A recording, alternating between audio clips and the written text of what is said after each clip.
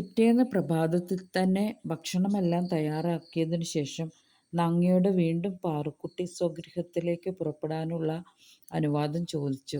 ഇരുകര അപ്പുറത്താണ് പാറുക്കുട്ടിയുടെ ഗൃഹം. നടന്നു പോകാനുള്ള ദൂരമേയുള്ളൂ. എങ്കിലും നടക്കാനാണെങ്കിൽ വയൽവഴി നടക്കുകയാണ് എളുപ്പം. ബസ്സിന് പോവുകയാണെങ്കിൽ വളഞ്ഞു പിടിക്കേണ്ടി വരും. മാധവമാമയ്ക്ക് 2 കാറുകളുണ്ട്. ചില സമയങ്ങളിൽ ആ കാറുകൾ ഓപ്പോൾക്കു വേണ്ടിയും കുടുംബത്തിനു വേണ്ടിയും ഓടാറുണ്ട്. പക്ഷേ നങ്ങയുടെ അനുവാദത്തോടുകൂടി പാറുവിനെ പരമൻ മാമി ഗൃഹത്തിലേക്ക് കൂട്ടിക്കൊണ്ടുപോയി. മാമയുടെ വാഹനത്തിന് അവർ കാത്തുനിന്നില്ല. ഇല്ലത്ത് നായർ വിഭാഗത്തിൽപ്പെട്ട ആളാണ് പാറുവിൻ്റെ കുടുംബം എന്ന് പറയുന്നവർ. ഏതോ ഒരു മനയിലെ കാര്യസ്ഥനായിരുന്നു പാറുക്കുട്ടിയുടെ മുത്തച്ഛൻ്റെ പിതാവ്. തന്നെ നോക്കാനേൽപ്പിച്ച ഭൂമി കാലക്രമേണ ഇവരുടേതായി മാറി എന്നാണ് വയ്പ്. അത് ഒട്ടേറെ ഭൂമിയുണ്ടായിരുന്നു താനും.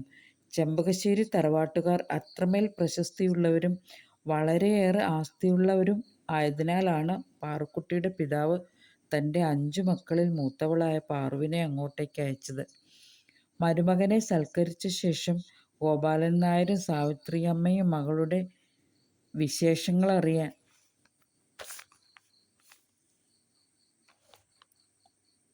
വിശേഷങ്ങളിലേക്ക് വന്നു. അനുജത്തിമാർ ഇരുവരും കുട്ടികളെയും എടുത്ത് പുറത്തേക്ക് പോയി. മകളുടെ വിശേഷങ്ങൾ കേട്ട് ഇരുവരും തകർന്നില്ല.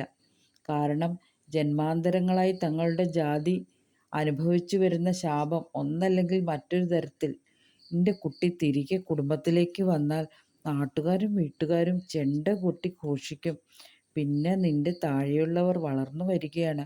അവർക്ക് മറ്റുള്ള കുടുംബങ്ങളിൽ നിന്ന് നല്ല ആലോചനകൾ വരണമെങ്കിൽ മൂത്ത കുട്ടി പോയെടുത്ത് അടങ്ങിയൊതുങ്ങി നിന്നേ പറ്റൂ. എന്തു സഹിച്ചിട്ടാണെങ്കിലും അടങ്ങിയൊതുങ്ങി ജീവിക്കണം. ഇനി ഇത്തരം പരാതികൾ അമ്മ കേൾക്കാനിടവരരുത്. സാവിത്രി മെല്ലെ എണീറ്റു.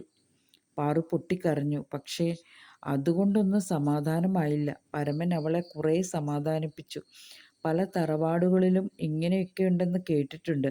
പക്ഷേ തനിക്കതിനു കഴിയില്ല എന്നും അതുപോലെയൊരു വിധി തനിക്കുണ്ടാകില്ല എന്നും മനസ്സുകൊണ്ട് ഉറപ്പിച്ചിരുന്നു. പക്ഷേ പരമേട്ടൻ പോലും ഒന്നും അതിനെ എതിരായി സംസാരിക്കുന്നില്ല.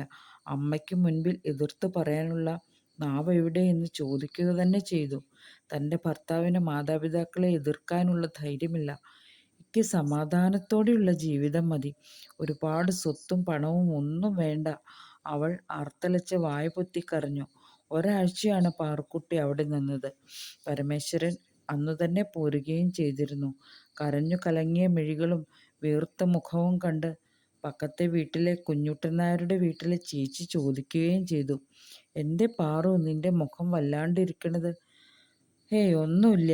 അവൾ വിഷയം മാറ്റിയെടുക്കാൻ ശ്രമിച്ചു. അവരുടെ വീട്ടിലെ ഏട്ടന് 2 അനുജത്തിമാരുണ്ട്. ഇരുവരെയും മാംഗല്യം ചെയ്ത് അയച്ചിട്ടില്ല. എന്തുകൊണ്ടാണ് അങ്ങനെയെന്ന് പലവരും താൻ ചോദിച്ചിട്ടുണ്ട്. അപ്പോഴൊന്നും തനിക്ക് മറുപടി കിട്ടിയിട്ടില്ല. ഇരുവർക്കും 60 വയസ്സിനോടടുത്ത പ്രായമുണ്ടാവും. വിവാഹത്തിൻ്റെ കാര്യം പറയുമ്പോൾ ആ മിഴികൾ നിറയാറുണ്ട്. ഉഴിഞ്ഞുവെച്ച നേർച്ചക്കോഴികളെപ്പോലെ, പാടത്തും പറമ്പിലും പണി ചെയ്യാനായിട്ട് ജനിച്ചതുപോലെ.